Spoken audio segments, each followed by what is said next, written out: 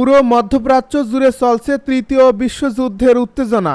আমাদের হাতে এসেছে গুরুত্বপূর্ণ আপডেট আন্তর্জাতিক সংবাদ। শুরুতেই থাকছে ইসরায়েল ও যুক্তরাষ্ট্রকে সহযোগিতা করলে মৃত্যুদণ্ড ঘোষণা ইরানের।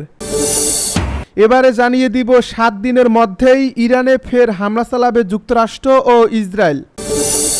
আরও জানাবো ট্রাম্প ও নেতানিয়াহুকে আল্লাহর শত্রু আখ্যা দিয়ে ফতোয়া জারি। এদিকে ইরাকের বিমানবন্দরে রকেট হামলা আহত 2। সব শেষে জানিয়ে দিব গাজায় ইসরায়েলের ভয়াবহ হামলায় একদিনেই নিহত 95। এতক্ষণ শুনছিলেন আপডেট আন্তর্জাতিক সংবাদের শিরোনাম, এবারে বিস্তারিত। তবে তার আগে অনুরোধ রইল ভিডিওটিতে একটি লাইক এবং কমেন্ট করে জানিয়ে দিন ভিডিও সম্পর্কে আপনার মূল্যবান মতামত। আরও জানিয়ে দিন ভিডিওটি কোথা থেকে দেখছেন বা কোন জেলা থেকে দেখছেন। ইসরায়েল যুক্তরাষ্ট্রকে সহযোগিতা করলে মৃত্যুদণ্ড ঘোষণা ইরানের। ইসরায়েল আমেরিকা কিংবা অন্য কোনো শত্রু রাষ্ট্রকে সহযোগিতা করার শাস্তি হিসেবে মৃত্যুদণ্ডের বিধান রেখে নতুন আইন পাশ করছে ইরানের পার্লামেন্ট। একই সঙ্গে স্টারলিংকের মতো অনুমোদিত ইন্টারনেট সংযোগ ব্যবহারে অপরাধীকেও শাস্তিযোগ্য বলে ঘোষণা করা হয়েছে।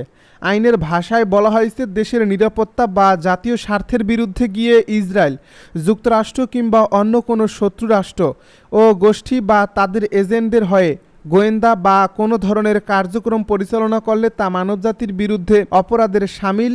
এই অপরাধের শাস্তি মৃত্যুদণ্ড। এদিকে কূটনৈতিক আলোচনা আবার শুরু করতে চাইলে যুক্তরাষ্ট্রকে ইরানের উপর নতুন করে হামলার চিন্তা বাতিল করতে হবে জানিয়েছে তেহরান। ইরানের উপ পররাষ্ট্রমন্ত্রী মাজিদ তাখাত রাবানসি এ কথা বলছেন। বিবিসিকে দেওয়া এক সাক্ষাৎকারে মাজিদ তাখাত রাবানসি বলেন, ট্রাম্প প্রশাসন মধ্যস্থতাকারীদের মাধ্যমে জানিয়েছে যে তারা আলোচনায় ফিরতে চায়, কিন্তু আলোচনা চলাকালে নতুন করে হামলার মতো খুবই গুরুত্বপূর্ণ প্রশ্নে যুক্তরাষ্ট্র এখনও তাদের অবস্থান পরিষ্কার করেনি। ইরানে ইসরায়েলের সামরিক অভিযান শুরু হয়েছিল গত 13 জুন। ওমানের রাজধানী মাস্কাটে তার 2 দিন পরে যুক্তরাষ্ট্র এবং ইরানের মধ্যে 6ষ্ঠ দফার আলোচনায় বসার কথা ছিল।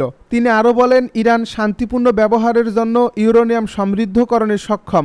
গোপনে ইরান পরমাণু বোমা তৈরির দিকে অগ্রসর হচ্ছে এমন অভিযোগ প্রত্যাখ্যান করেন তিনি আরও বলেন, গবেষণা কর্মসূচির জন্য ইউরেনিয়াম সামগ্রীতে প্রবেশাধিকার পায়নি বলেই ইরানকে নিজের সক্ষমতার উপর নির্ভর করতে হয়েছে। কোন মাত্রায় থাকবে বা কতটা সক্ষমতা থাকবে তা নিয়ে আলোচনা হতে পারে, কিন্তু তোমার সমৃদ্ধকরণ কর্মসূচি থাকবে না, শূন্য মাত্রায় থাকবে, এবং তুমি একমত না হলে তোমার উপর বোমা মারব, এগুলো জঙ্গলের আইন। ইসরায়েল ইরানের পারমাণবিক ও সামরিক স্থাপনায় হামলার পাশাপাশি দেশটির বেশ কয়েকজন সামরিক কমান্ডার ও বিজ্ঞানীকে হত্যা করছে। তাদের অভিযোগ ছিল তেহরান পারমাণবিক অস্ত্র তৈরির দ্বারপ্রান্তে পৌঁছে গেছে। 7 দিনের মধ্যে ইরানে ফের হামলা চালাবে যুক্তরাষ্ট্র ও ইসরায়েল। 7 দিনের মধ্যেই ইরানে আবারও ধ্বংসাত্মক হামলা চালাবে যুক্তরাষ্ট্র ও ইসরায়েল।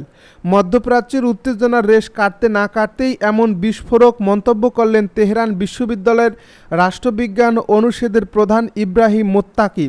রোববার ইরানের রাষ্ট্রীয় টেলিভিশনে দেওয়া এক সাক্ষাৎকারে তিনি সতর্ক করে বলেছেন, এ যুদ্ধবিরতি বাহ্যিকভাবে শান্তির আভাস দিলেও বাস্তবে তা হতে পারে পরবর্তী হামলার প্রস্তুতির সময়। এই পরিস্থিতিতে তেহরান থেকে আসা এ সতর্ক বার্তা আন্তর্জাতিক অঙ্গনেও নতুন করে উত্তেজনার জন্ম দিয়েছে। সোমবার ইরান ইন্টারন্যাশনালের লাইভ প্রতিবেদনে খবর জানানো হয়েছে।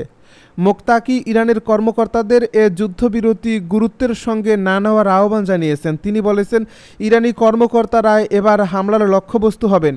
টানা 12 দিনের সংঘাত শেষে গত 24 জুন ইরান ও ইসরায়েলের মধ্যে যুদ্ধবিরতি হয়। তবে যে কোনো সময় এই যুদ্ধবিরতি ভেস্তে যেতে পারে বলে শঙ্কা বিশেষজ্ঞদের। ইসরায়েলের প্রধানমন্ত্রী বেনিয়ামিন নেতানিয়াহু যে কোনো সময় যুদ্ধবিরতি ভঙ্গ করতে পারেন বলে মনে করেন ইরানের সামরিক প্রধান আব্দুর রহিম মুসাবির এবং সাবেক ন্যাটো কর্মকর্তা ইউসুফ আল বারদাও। ইরানের বিরুদ্ধেও নতুন করে আগ্রাসন চালাতে প্রতিবেশী দেশগুলোর মাটি ব্যবহারের বিষয়ে ইসরায়েলি যে কোনো গতিবিধির উপর নিবিড় নজর রাখছে তেহরান। ট্রাম্প ও নেতানিয়াহুকে আল্লাহর শত্রু আখ্যা দিয়ে ফতোয়া জারি। যুক্তরাষ্ট্রের প্রেসিডেন্ট ডোনাল্ড ট্রাম্প এবং ইসরায়েলের প্রধানমন্ত্রী বেনিয়ামিন নেতানিয়াহুর বিরুদ্ধে একটি ধর্মীয় আদেশ বা ফতোয়া জারি করেছেন ইরানের শীর্ষ শিয়া ধর্মীয় নেতা আয়াতুল্লাহ নাসের মাকারেম সিরাজি। এই ফতোয়ায় তিনি ট্রাম্প ও নেতানিয়াহুকে আল্লাহর শত্রু বলে উল্লেখ করেন। তিনি বলেন, যে ব্যক্তি বা শাসক ইসরায়েলের নেতা বা শীর্ষ ধর্মীয় ব্যক্তিত্বকে হুমকি দেয়, সে যুদ্ধপিপাসু বা সৃষ্টিকর্তার বিরুদ্ধে যুদ্ধে লিপ্ত ব্যক্তি হিসেবে বিবেচিত হবে। আয়াতুল্লাহ নাসের মাকারেম সিরাজি এই ফতোয়ায় বিশ্বের সব মুসলমানের প্রতি আহ্বান জানিয়েছেন। আয়াতুল্লাহ নাসের মাকারেম সিরাজি এই ফতোয়ায় বিশ্বের সব মুসলমানের প্রতি আহ্বান জানান যেন তারা ওই দুই নেতার বিরুদ্ধে ঐক্যবদ্ধ হয়ে কাজ করে, কারণ তারা ইসলামী প্রজাতন্ত্রের নেতৃত্বকে হুমকি দিয়েছে।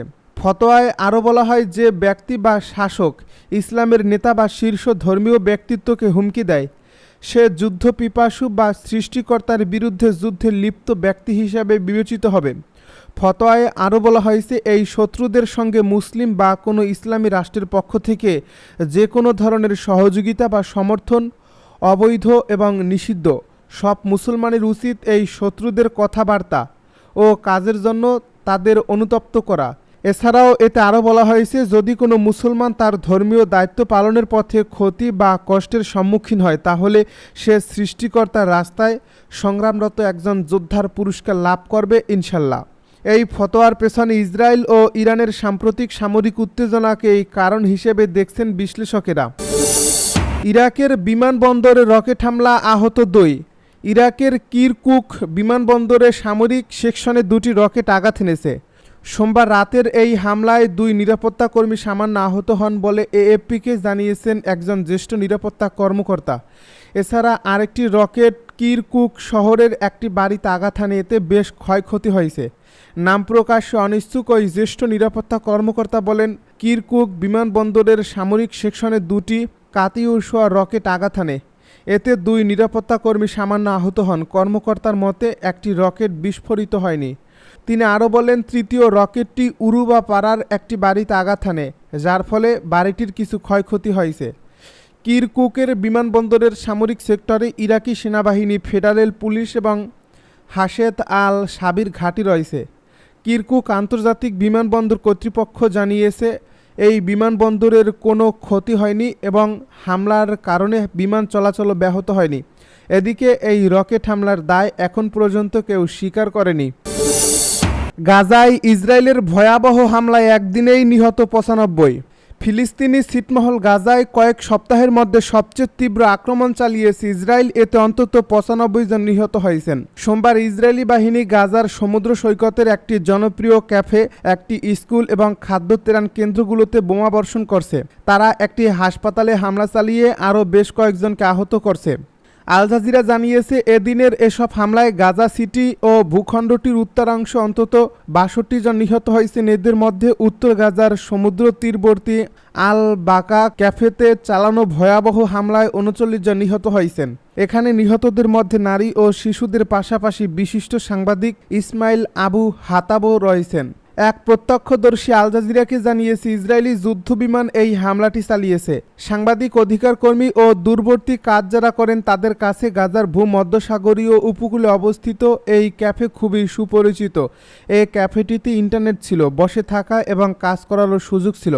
ইয়াহিয়া শরীফ নামের এক প্রত্যক্ষদর্শী বলেন, আমরা লোকজনের ছিন্ন ভিন্ন লাশ দেখেছি।